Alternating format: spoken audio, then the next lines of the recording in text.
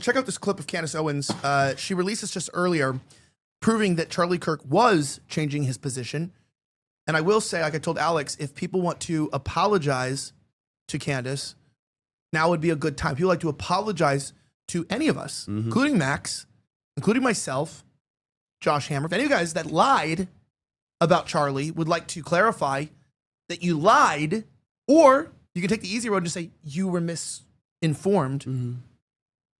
Things are, there's deeper things in these messages, but check this out. But Rob in particular knew for an absolute fact that Charlie was done with Israel bullying him. That's what bothers me so much about this man. Him allowing these headlines, Charlie's pastor speaks out, you know, crushes Candace because of what she said, not whatever. I don't like it.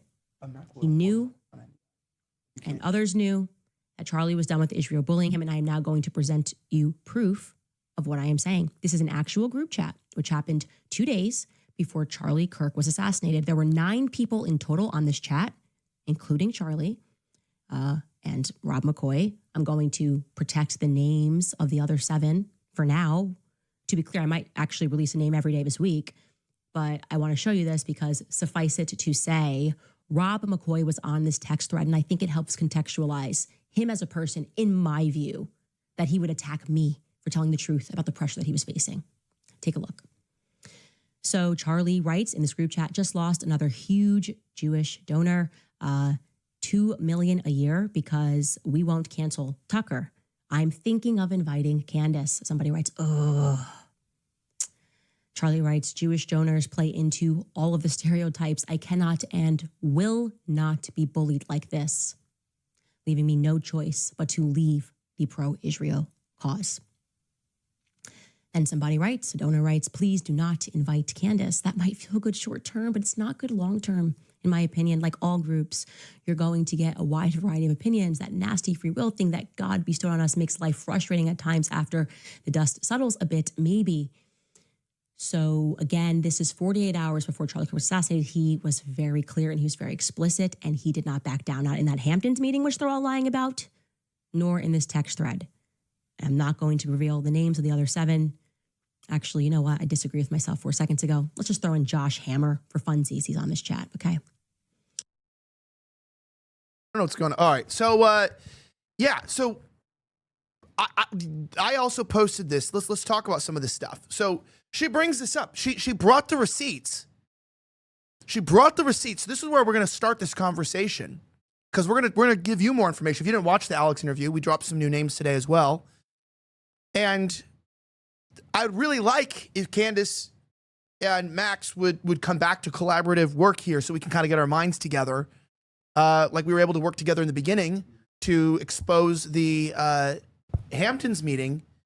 And, you know, this stuff is so serious. This stuff is so serious that it's gotten to a point now where there is a disinformation campaign where I even had to legally delete a tweet about Josh Hammer today because I was told something very serious. Did you see what Josh Hammer tweeted? The night that he was talking to Charlie Kirk to struggle session him with the rabbi.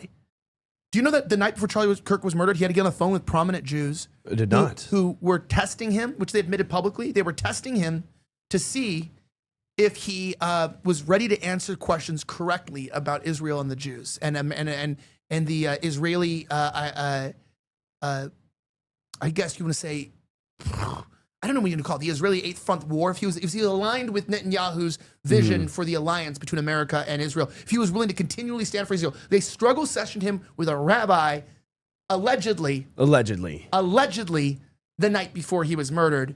And they actually told themselves, because right when we said we knew about all this information that Charlie Kirk was changing on Israel, they said, no, he wasn't. We were grilling him on questions the night before. They wrote this to make sure that he had his answers prepared for questions on Israel because we knew it was going to be tough. That's weird. That sounds weird to ensure a loyalty test the night before someone was murdered to the state of Israel. I'm not saying Israel's involved in it. That's just, isn't that weird? Yeah, that's more than just basic media training, media prep. Like Charlie doesn't need any of that. You give that to somebody who randomly, you know, blows up online and gets a bunch of followers and stuff and doesn't know how to answer questions. You give them a little bit of media training where it's like, here's how you should speak. Not even here's how you answer these questions word for word, unless, you know, you're dealing with a baby politician, which people also do with politicians. But 100%, see, I didn't know anything about that. I know Rob McCoy because back in California in Thousand Oaks, where I grew up, that was my home church. My family was going to Rob McCoy's Calvary Chapel Church for years before COVID, before anything happened, where everything was shut down in the state of California. So we were there when there was maybe 200 people attending. And then as his church grew, we noticed changes. We noticed like things slowly turning and changing. And before I became Catholic, I went back to his church with my buddy who was living in the area, and he had a whole sermon on Israel. And I was like, this was maybe like last November. And then I became Catholic this Easter.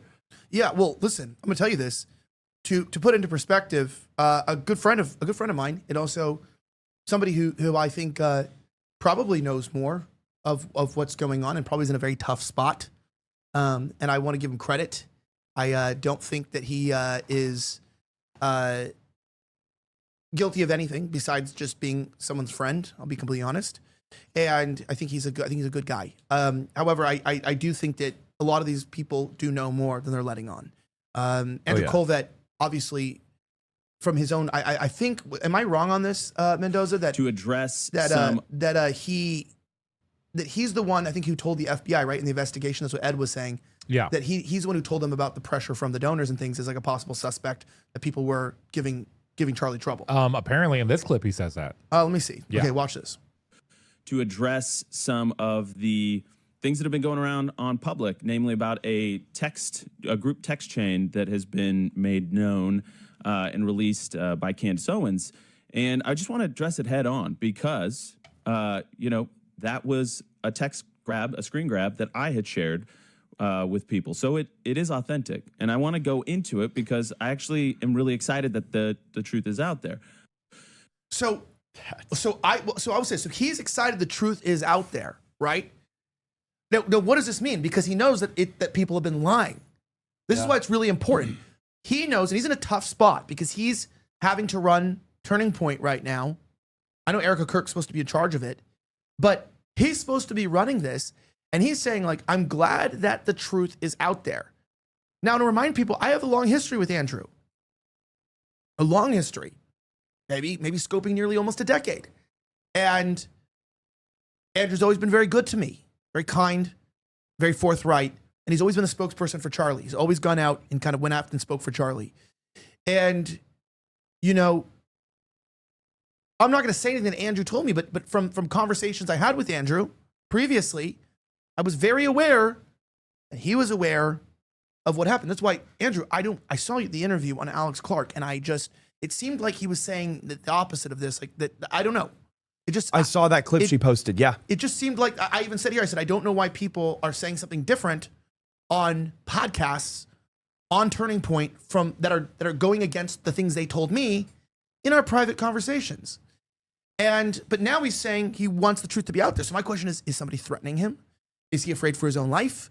Is there some issue going on? Because I know him to be a straight shooter.